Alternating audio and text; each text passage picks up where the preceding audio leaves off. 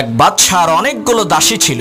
সেই বাদশা তার দাসীদের মধ্য থেকে একজনকে খুবই ভালোবাসতেন, যার কারণে অন্য সমস্ত দাসীরা বাদশাকে বলতে লাগলো, হে মহামান্বিত বাদশা, অপরূপ সৌন্দর্যের অধিকারী মায়াবী রূপসী দাসীদেরকে ফেলে রেখে দেখতে তেমন সুন্দর না কুৎসিত একজন দাসীকে আপনি কেন এত বেশি ভালোবাসেন? তখন বাদশা বলল, তোমাদের এই প্রশ্নের উত্তর আমি আগামীকালকে দেব। পরের দিন বাদশা একটি কক্ষের মধ্যে তার সমস্ত দাসীদেরকে একত্রিত করে স্বর্ণরূপার মণিমুক্তা ছিটিয়ে দিয়ে বললেন, এই কক্ষের মধ্যে যত মূল্যবান জিনিস আছে তার মধ্য থেকে যে যেটা ধরে নিতে পারবে সেটা তার হয়ে যাবে। বাদশার এই কথা শোনা মাত্রই সমস্ত দাসীরা পারাপারি আর ধাক্কা ধাক্কি করে কে কার থেকে বেশি মণিমুক্তা কুড়াবে সেই প্রতিযোগিতায় নেমে গেল।